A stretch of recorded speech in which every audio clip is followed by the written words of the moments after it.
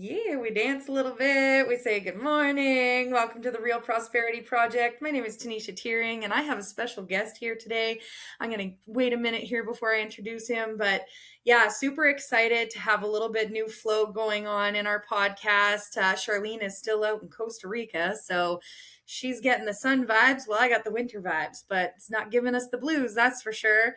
So, welcome. And as always, what we're here to talk about is really finding the prosperity in every single day, and how, even in the dark times, we can find something that's right because life is happening for us, not to us.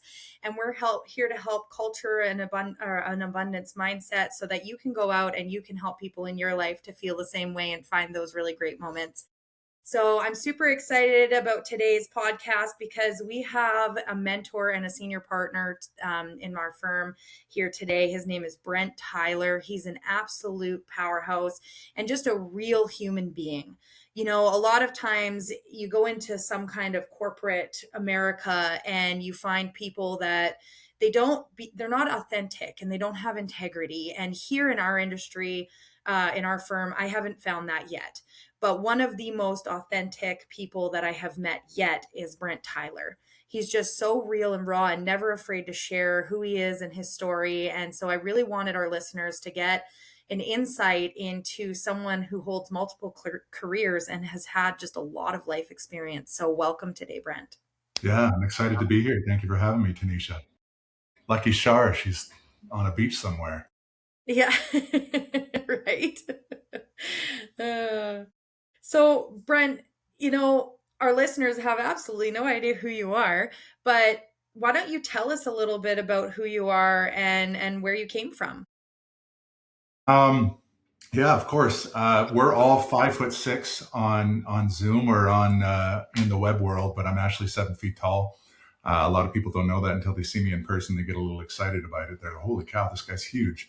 So I did come from a basketball background. I grew up in Calgary. Spent all my summers coming out here to the Okanagan. My grandparents had a cherry orchard on the West Bench in Penticton. And so my wife and I, fast forward through my life, and my wife and I moved out to the Okanagan in 2018, just shortly after we had our son. And we've been building multiple businesses out here and loving the Okanagan life and really planted our flag here and excited about that. So I come from a basketball background. I also come from a musician background. I've been playing guitar since I was about 9 years old and found that that was a really great way for me to make money while I was in university. Well, all my friends had like serving and bartending jobs. I got the job where I was playing music for people in the bars, and then developed that into a singer-songwriter career and really did that for about 20 years before I ever ran into WFG. And but was at a point in my life where I was sort of plateaued looking for something. And that's when this company came along and allowed me to have the flexibility to build a twin career and still be able to be present for my family and provide and support my family. So that's a little bit about my background. I don't know if there's another specific question about.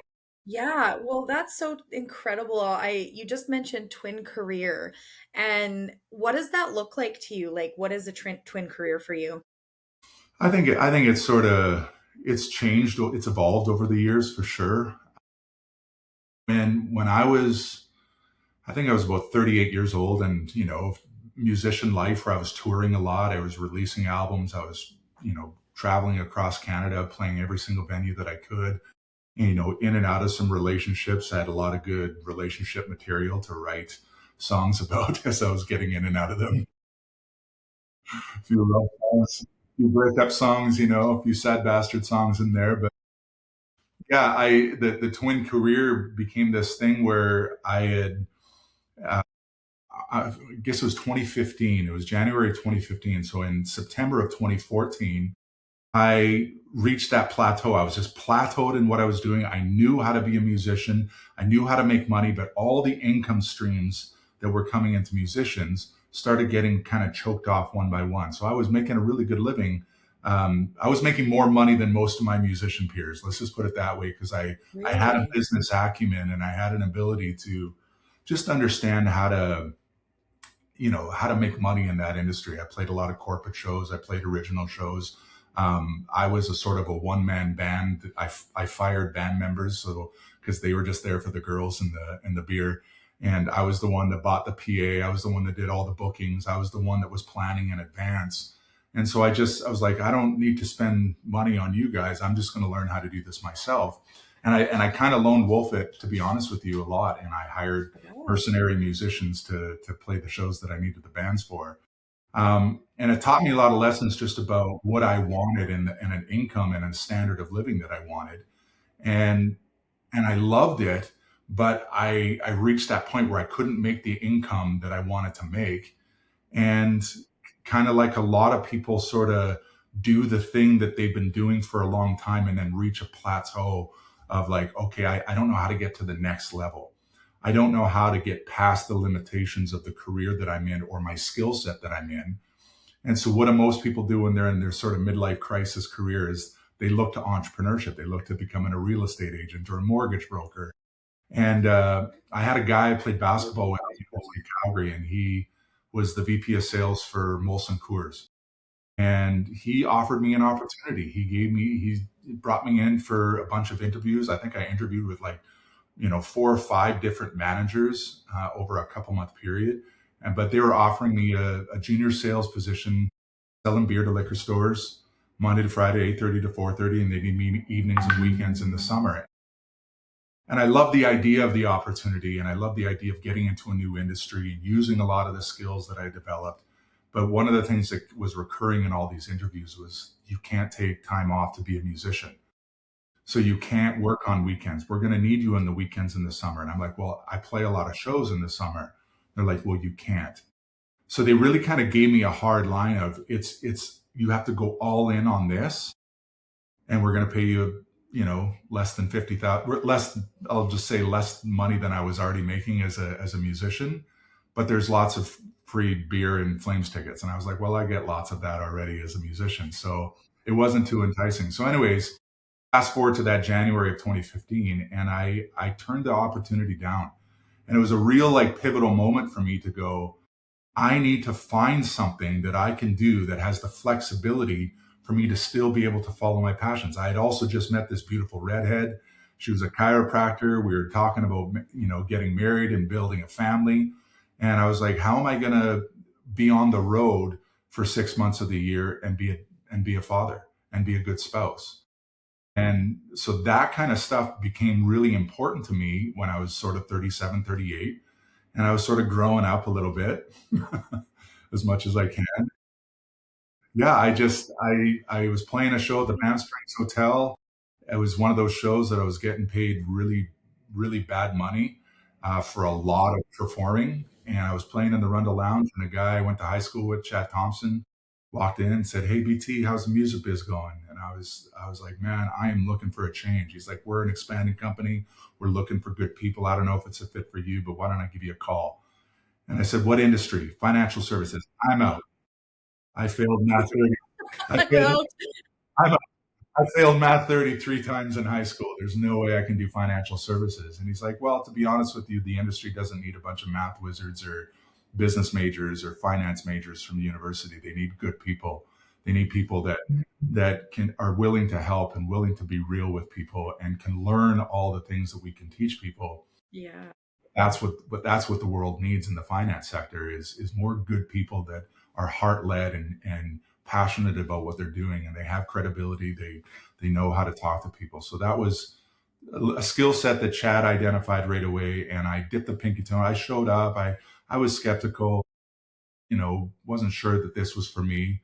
But the thing that I heard at that first presentation when I sat down was just like flexibility of time and unlimited cap on income in one of the highest paid industries, one of the most noble industries, doing really good things where our job is literally to put money in people's pocket.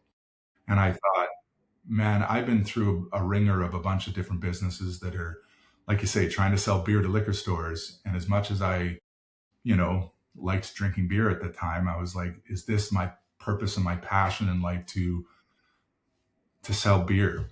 And it just nothing against it. It just wasn't aligned with what I wanted to do, and it didn't have the flexibility. So This bumping into Chad was the best thing that ever happened. Changed the trajectory of my life. Changed my life forever. That's amazing. So, what I'm getting from a lot of what Brent just said for our listeners is, you know, I heard the word passion a lot. You need to follow your passion. And if what you're doing isn't filling that purposeful life, like you don't feel like it's your purpose and you're not passionate about it, you need to shift gears. No matter what industry you end up going into, it needs to be something that's heartfelt, right? Something that actually brings you that joy and gives you that flexibility that you're looking for and that actually fits your life, because let's face it, life is freaking short. Yeah, and that's exactly it. It actually made me think about why I chose music, and I think the conversation around do what you're passionate about gets misconstrued. It's not do what you're passionate about and forget everything else. It's identify what you're good at, and what you're good at comes out in your passion when you do it.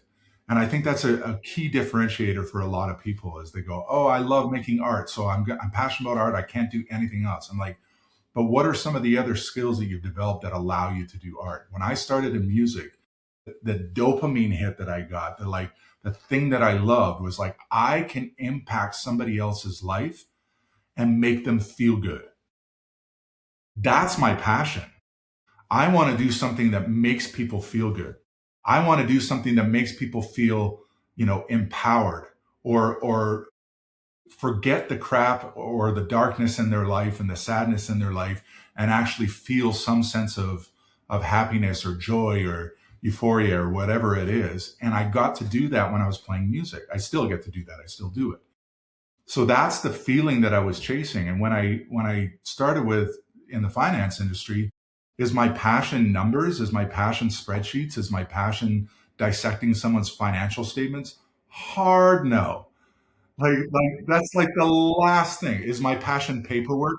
Holy cow. If I could get somebody else to do the paperwork for the rest of my life, man, I wish I had the money at this point to be able to do that forever. But what I became passionate about was connecting with people and making and shifting their mindset and shifting how they think about things and bringing joy and bringing something that makes them feel empowered and gives them a dopamine hit to make their life better. Because I never wanted to maintain the status quo. I never wanted a job or a purpose where my daily activity was just to maintain the status quo. I wanted to create. I wanted to add to the world. I wanted to be a contribution to other people. And I still get to do that in the music industry. I also get to do it in this industry now. Is a big reason why I got into it. I think I wasn't sure about it at the beginning. I definitely had to borrow some belief in that initial, sort of year and a half. But then as I started to get the hang of it, I started realizing, oh, all these skills that I've been developing as a musician, standing on stage, you know, dealing with my fear or my anxiety of stage performance, or learning how to communicate and be real and deliver my actual true voice as opposed to somebody I'm trying to emulate.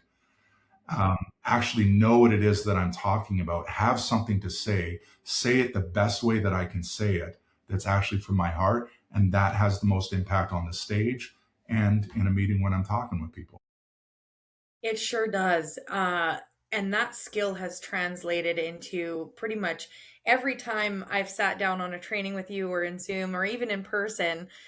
That authenticity and ability to speak true to you has really impacted all of us, just so you know. Like it comes out all the time, and we just absolutely adore you. You also talked about, you know your family, and how this, having this twin career and having that flexibility has impacted your family. Why don't you touch a bit about what you get to do as a family man in entrepreneurship? Well, as soon as I'm done this podcast, I got to run and go pick up my son from school, and I have the flexibility to do that. I think initially when we moved out to the Okanagan, we had some big ideas of what we were going to do, and then you get hit with all the roadblocks, and you realize, holy cow, like this is more challenging than it can be. But through every single step of the process, my wife and I have had the ability and the flexibility to do it on our terms. And that was also really important to me. I had my first jobs in high school. I was working at Safeway, moved up from grocery clerk to produce department and stuff like that.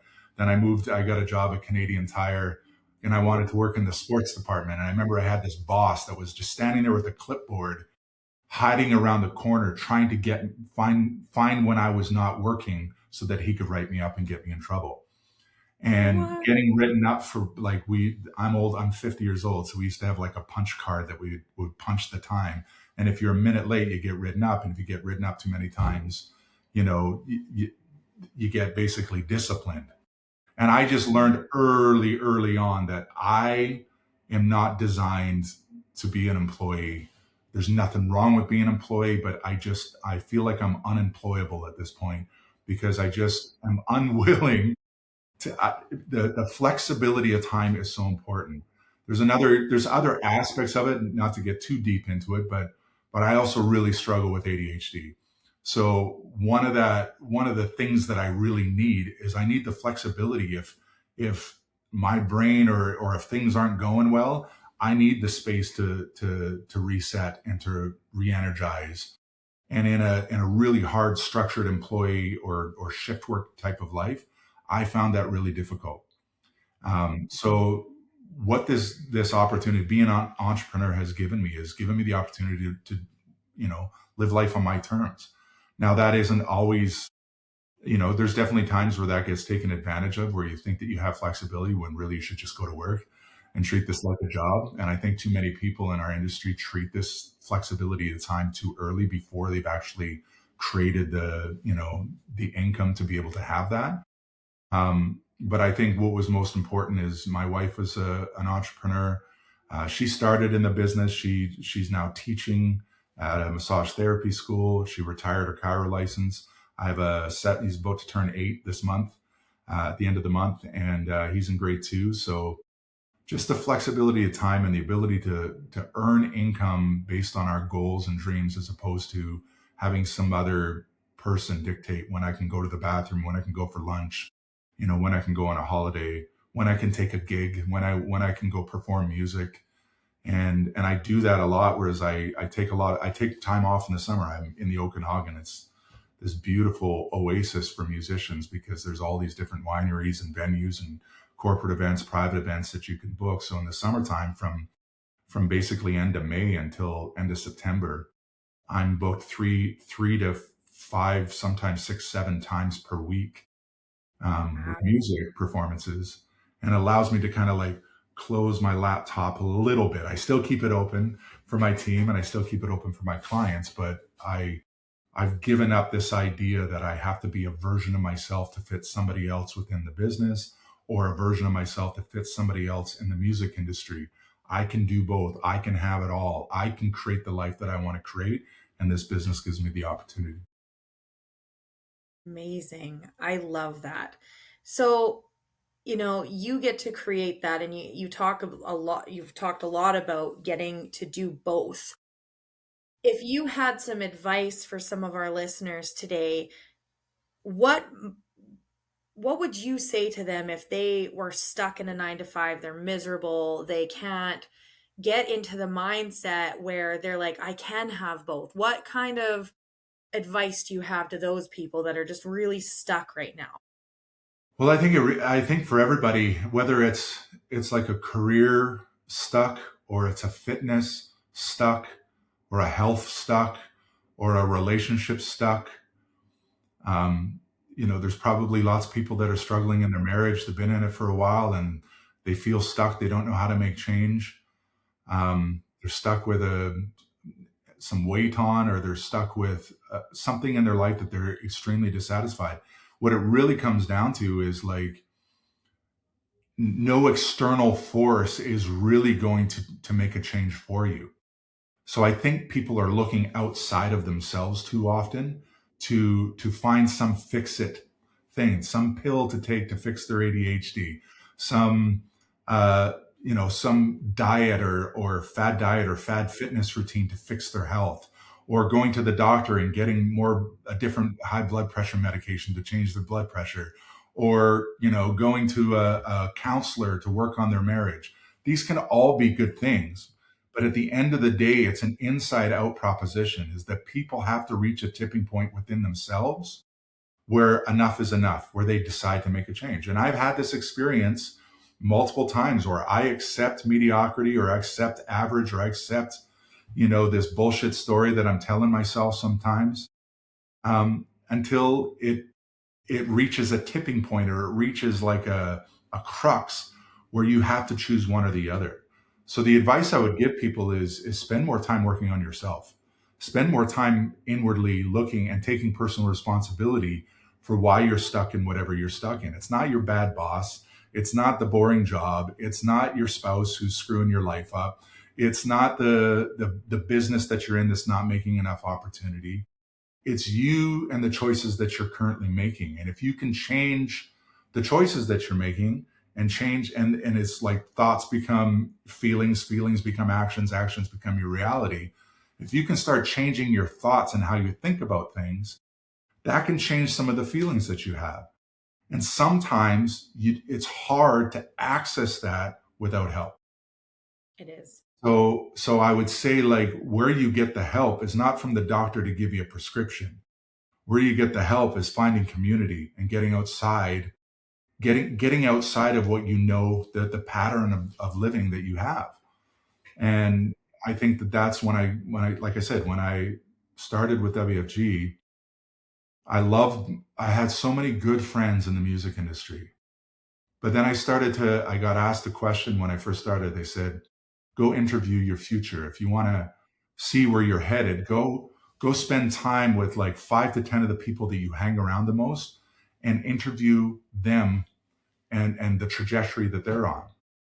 And I started looking at the music community, and I go, these are lovely people, but the majority of them are drug abusing alcoholics who write songs about breakups and are trying to market them to everyday people. And it's a niche crowd, and it's an oversaturated group of people doing the exact same thing.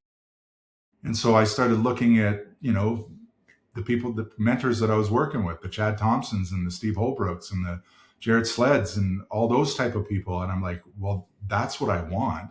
I want a life where I'm in contribution, where I have a strong purpose, where I have a beautiful family, where the bills are paid, where I have the flexibility and time to do what it is that I want and travel and do all these things. And but what was required of me, it was like, you don't just get it. You don't just like hang out with those people and get it. You got to do the work. And there's times where I've done the work, and there's times where I haven't done the work. And it always shows up in the results. And what I know 11 years later is that my life is a representation of the people that I hang out with. And when I'm hanging out with better people and I'm accountable to better people, my thoughts are different. My feelings are different. My actions are different. And when my actions are become congruent with an idea of what it is that I'm chasing and my contribution level, my purpose, then those actions are just better actions and they create better results. So I think a lot of people get stuck going, I don't know where to start. Start by having a conversation. Start by, sitting down with somebody in a field that you're looking to make a difference with, and find people that have the relationship that you want and ask them about it. Have people that have the bank account that you want. Have people that have the business or have the lifestyle, and start asking more questions, getting curious, and start changing your thoughts about how you think about your life. People are stuck right now. They're really stuck in their thinking. They're stuck in their mindset. We talk about like money, we're helping people with financial literacy, but really at the end of the day, what we're doing is helping people with their mindset Yeah. and trying. Agreed wholeheartedly. In the last 4.5 years in being here, I have personally experienced some of the largest personal growth that I have yet to date. Like it's just being around people who A, inspire, B, have that mindset of abundance, and C, I interviewed my future. I interviewed the nurses in healthcare at, 50 years old. Man, they're miserable. They are miserable. They are sore. They are not getting paid what they're worth. And I didn't want to be there anymore. I was like, oh my God. And I look up here at the people that are aging they're successful business owners. They have beautiful lives, full beautiful lives with their families and with their teams, and they have a financial freedom, the time freedom, like there's never a question of, hey, I don't want that. I look up and I interview my future, and that's exactly what I want. So I totally resonate with what you said, Brent. That's incredible. And I noticed you said the word accountability, and I know that you put out a little post on your Instagram saying that that was your word of the year. And Yeah. I really want to thank you because Brent, my listeners, Brent has been supporting me also, and he offered it to lots of us, but he's been supporting me in looking at getting my 10,000 steps every single day and just being accountable. And we have a group chat where we are accountable to each other about doing that. And it's not necessarily like the other day, I was not able to hit that 10,000 steps, but I posted it anyway. I was like, no, I need to be accountable to this day. It didn't go the way I'd planned, but I need to be accountable. And Brent actually reached out to me and said, hey, like, thank you so much for being real in our group and being accountable, even though you didn't make it. How can I support you? What's going on? And that's the kind of environment that we're talking about here. It doesn't have to be in our industry, but when you go out and you look for it, find an industry or find an environment where you get that support, you have that accountability with someone, and you have that ability to grow. Hmm. I think I think the word accountability for me has just like it's been misconstrued my whole life because I had that hardcore deep inside me like don't tell me what to do thing that's going on in my brain all the time. Accountability was like somebody telling me what to do, and then if I didn't do it, like the slap on the hand, the shaming for not doing what it is. So I was like, well, that experience to me is completely unenjoyable, and I don't like it because I'm already so hard on myself. My internal dialogue, if I had to say one thing that's held me back in my career and in my life at 50 years old, is that I'm so excruciatingly hard on myself with my internal dialogue. My thoughts are assholes most of the time. Like they're just constantly going, "Oh, you said that thing. Oh, you didn't do the thing you said you were going to do. Oh, buddy, here we go again. Here's another example of you just dropping the ball or blah, blah, blah, blah, whatever. And you don't have to believe your thoughts. And I didn't know that until like later in life. I was like, oh, your thoughts aren't real. Like no, you don't have to believe that kind of stuff. And kind of circle back what you said before. It's like, I think a big thing about the lives that we see of our peers that we love, they don't have no problems. They just have different, bigger problems. So they have these beautiful families, these beautiful lives. They got bigger problems because they have more accountability in their life to more people. And that's what creates the great life and the opportunities that they get to vacation whenever they want to have the flexibility time, to have the great income, to have all those things because they've been more accountable than the next person. Most people avoid accountability because they think it's a four-letter word, like I used to. And what accountability has become to me is I just conflate it with the word communication. People don't hit their goals, number one, because they don't set one. They're like, if I set a goal and I say it out loud to my spouse or to my kids or to somebody that I'm in business with or to a community, then I'm going to either have to do it or deal with the shame that I didn't do the thing that I was going to do. So here's my solution. I just won't set a goal. I just won't declare anything. I'll just hide out and not be in communication about anything that's going on in my life. Well, guess what that does to marriages? Splits them apart. There's no communication. There's no vision. You're growing in different directions, but you still have to have this anchored, vision of where you're going. What happens in business? You stop communicating with your team, with your communicate, or with your community, with your leader, with your mentor, and all of a sudden you isolate. So the reason I chose accountability was just I noticed that I was hiding out a lot last year. And what ended up happening is that developed a bunch of thinking and a bunch of habits and actions that weren't congruent with what I wanted to do, with where I was going. And then what happened is it hit a crux or a tipping point where my health deteriorated dramatically, like beyond what I thought I can control. I think a lot of young people are like, oh, I can abuse my body and it always rebounds. Well, I just can't wait till you get into your 40s when you realize that your body starts to go, oh, yeah, let's see about that. Yeah, let me just show you exactly how in control you are of your body when you totally just self sabotage at all times. So this summer, I hit that tipping point, and then this fall, I started just a basic accountability to my wife.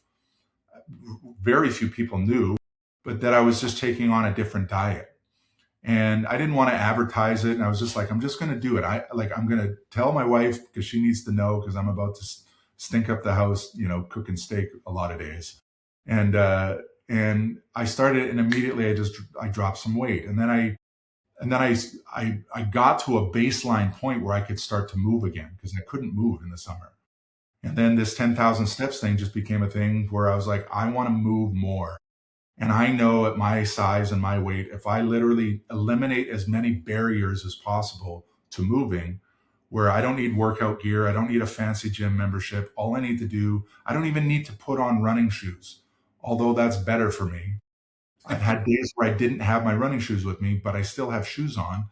So I can literally leave my office and go for a walk and change the trajectory of my day by being accountable to the things that I did. And then you create some accountability. I created with Chad, and that evolved into this group. And this group is about to get bigger because I'm about to add some names to it.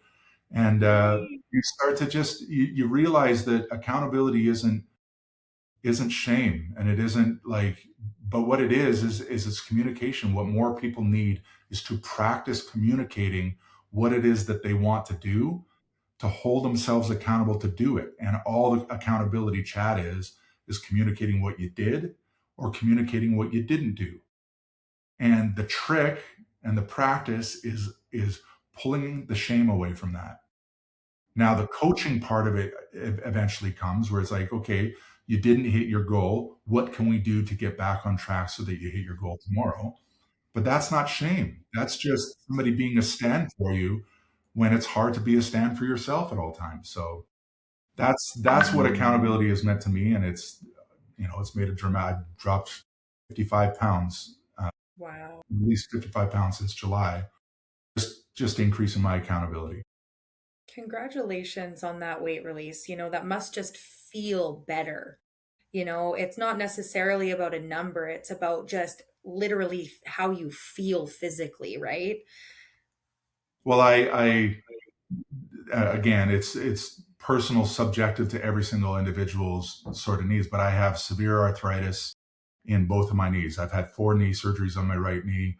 I actually tore my meniscus in my left knee this summer, and I just reached a point where like my knees are going to need knee replacements. I went to the surgeon. I finally got in to see the surgeon in December, and he's like, you'll need a knee replacement when your discomfort turns into disability, and you're getting close to disability.